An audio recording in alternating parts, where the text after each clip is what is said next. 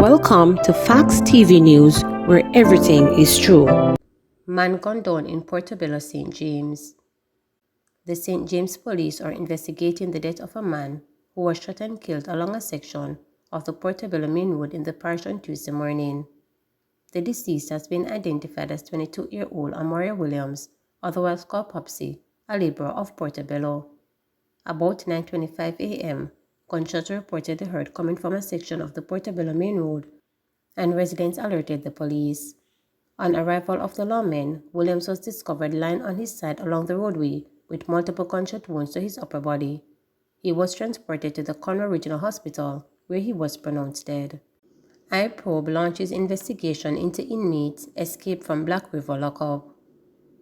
The Jamaica Constabulary Force JCF on Tuesday said that an internal investigation conducted by the Inspectorate and Professional Standard Oversight Bureau is underway to determine the circumstances surrounding the escape of the 8 inmates from the Black River Police lockup. The investigation will also reinforce preventative measures, the JCF stated. Police sources have confirmed that the inmates escaped the lockup by cutting through a window.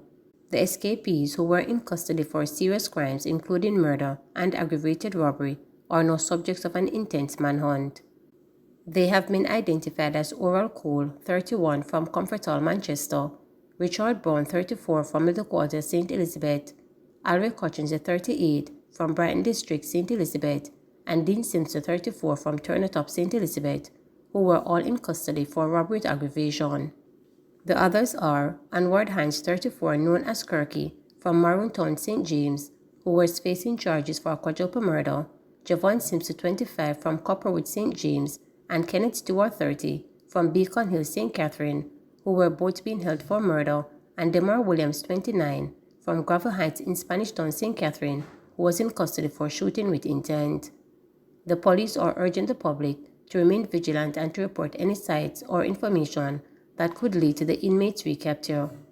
The constabulary also encourages the escapees to turn themselves in and allow the justice system to take its course. Evasion will only amplify the severity of the situation, the JCF stated. Members of the public can report any suspicious activities or unfamiliar individuals to the National Intelligence Bureau NIP tip line at 811, Crime Stop at 311, Police Emergency at 119, or the nearest police station. The JCF reminds the public that harboring a fugitive is a serious crime. MP makes $5,000 US donation to help 14-year-old St. Elizabeth burn victim. Delroy Soley, Member of Parliament for St. Elizabeth Northeastern, has donated US $5,000 to assist the family of 14-year-old Akila Dunkley, who is nursing severe third-degree burns arising from a gas stove explosion at her home in Burnt Savannah last Friday. Soley came forward on Tuesday to provide part of the $45,000 needed to airlift the team to the United States to receive life-saving surgery. The treatment will be conducted at the St. Joseph M. Steele Burns Center in Atlanta, Georgia. The foundation has arranged for the expenses of the hospital overseas, and what is outstanding is the airlift ambulance service, which is a cost of about US $45,000. I personally have given US $5,000 to the cause, and I have reached out to others, Soley told reporters, adding that a local businessman has also put forward $2,000 US.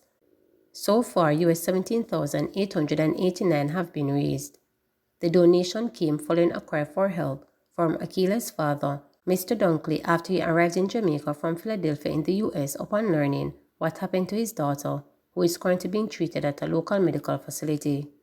In addition to the donation, the MP says he will be working to see how much restorative work can be done at the family's home. We went there on Monday and viewed in terms of what happened.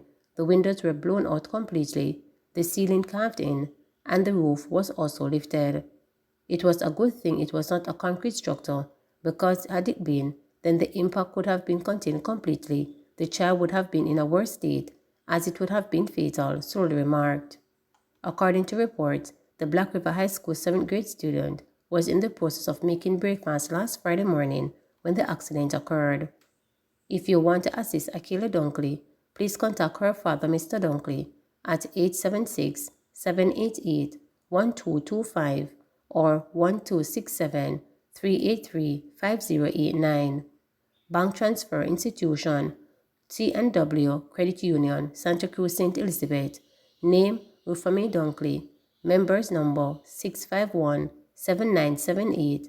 Account number 0015. A GoFundMe is also in place. Persons can donate by going to the following GoFundMe account: gofundme.com F urgent support needed for Akela Dunkley.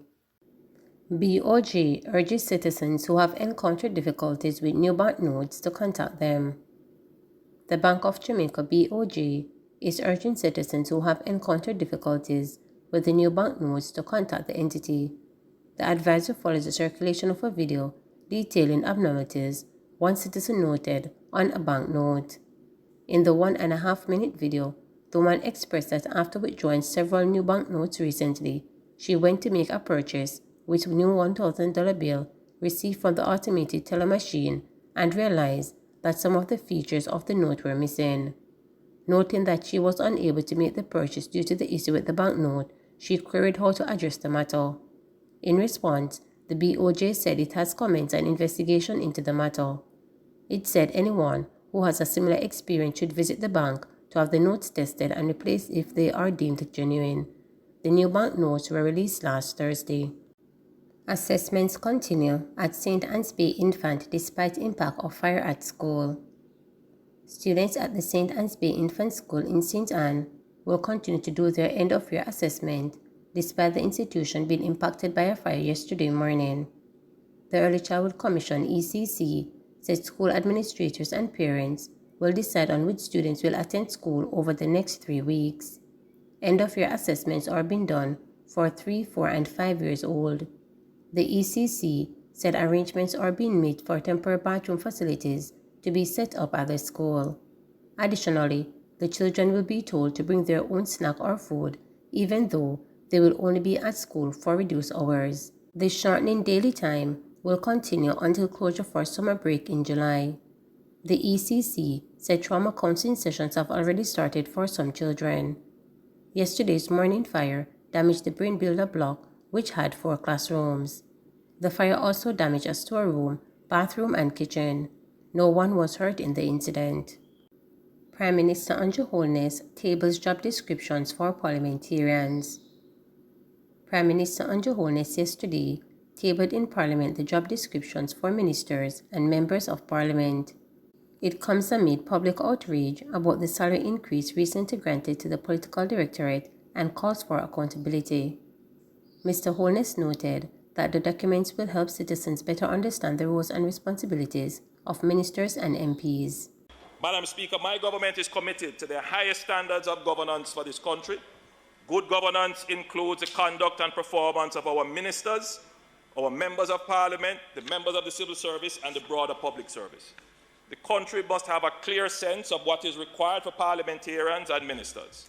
Madam Speaker, I am tabling today job descriptions for members of Parliament, and this is being tabled as a green paper. And for ministers, we are tabling their job descriptions, and this is being tabled as a white paper. So the white paper, Madam Speaker, is already determined. It is now government policy. The green paper, the committee to be established will have the opportunity to review, make amendments, and to finalize. These will set out strategic objectives of the post, its purpose, reporting and accountability, the key deliverables and responsibility areas, performance standards, competencies, contacts, and the working conditions. In proposing a job description, we are not suggesting anything new or outside our laws and constitution. However, few people have a full appreciation of what the appointment requires or the election to be a member of Parliament requires. It is hoped that this job description will help members of the public better appreciate and understand the roles and responsibilities of ministers and members of Parliament. Madam Speaker, good governance also means holding our parliamentarians and ministers to the highest standard of conduct. We will prepare, discuss, agree, and implement codes of conduct for parliamentarians and for ministers. It has been more than 20 years since the country turned its attention to a formal declaration of the conduct of ministers in Ministry Paper number 19, 2002. Please remember to subscribe, like, share, and click the notification